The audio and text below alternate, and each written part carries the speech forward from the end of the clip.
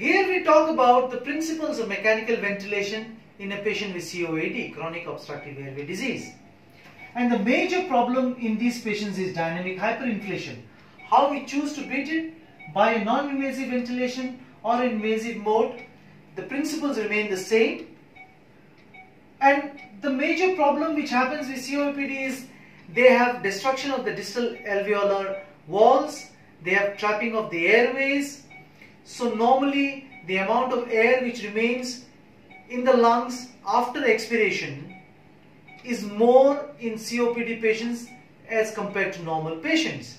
And what it does, it expands the chest wall, it flattens the diaphragm, puts them at a mechanical disadvantage and makes the work of breathing very difficult. Also, the work of breathing is made difficult by the damaged lungs.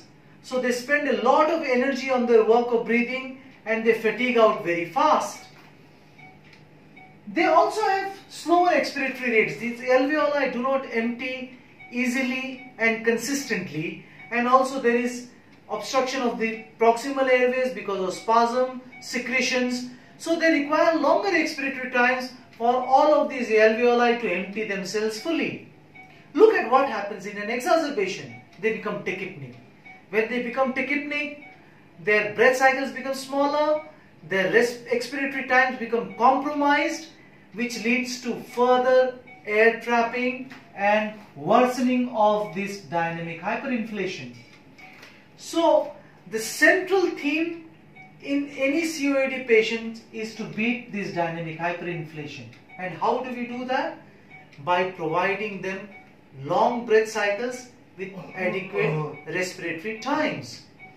And the respiratory rate, so we set at 10 to 12, which gives them a breath cycle of around 5 to 6 seconds. And of this, we would like to give 4 to 5 seconds of expiration and 1 second of inspiration. This 1 second of inspiration is good enough for them. Tidal volumes, you can choose near normal tidal volumes, 8 to 10 ml per kg body weight. But always remember, the amount of volume which is inspired with each breath has to be expired as well. If we give them higher tidal volumes, there could be further airway trapping of the air in these and the worsening of the dynamic hyperinflation. So at certain points of time, we may even choose to lower their tidal volumes. What it might do, it might decrease the minute ventilation, it might cause a further rise in CO2, but that should not bother you.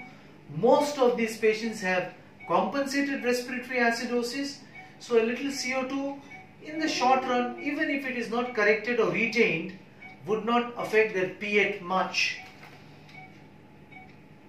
The long expiratory time here would mean 4 to 5 seconds of total expiratory time. This is generally enough to empty most of the lungs. Longer expiratory times than these are generally not very helpful. What is the role of PEEP in these patients? We have discussed in a tutorial already, but PEEP here is basically to help them to trigger. They have positive end expiratory pressures, which has to be overcome by the effort of breathing to allow them to trigger. If we set the PEEP close to this auto PEEP or the intrinsic PEEP, 70 to 80% of it generally, it might be easier for the patients to trigger every breath. And also, this application of PEEP may splint open some of the airways which are collapsed due to damage, and this opening may allow the alveoli to empty more fully, may decrease the dynamic hyperinflation, may improve the lung compliance, and may make the work of breathing easy. We know that we work on assist control modes. If the patients become tachypneic, if they become dysynchronous, if they fight the ventilator, sedate them a little heavy.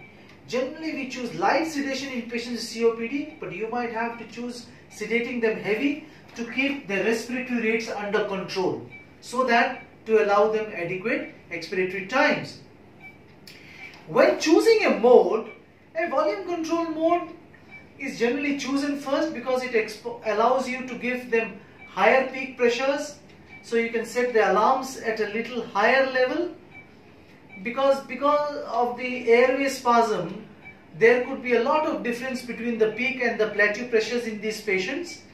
In a pressure control mode, we know that we have a single airway pressure all throughout the process of inspiration, which sometimes may not be enough to provide them adequate tidal volumes. So give them adequate tidal volumes, put them on a volume control mode, allow higher peak pressures, because the major things which bothers us is the plateau pressure. Keep that under control. Give them adequate bronchodilators, because this ventilation will not change their bronchospasm. You need to nebulize them adequately, or give them whatever bronchodilators you can give by other routes to see that this process is also beaten.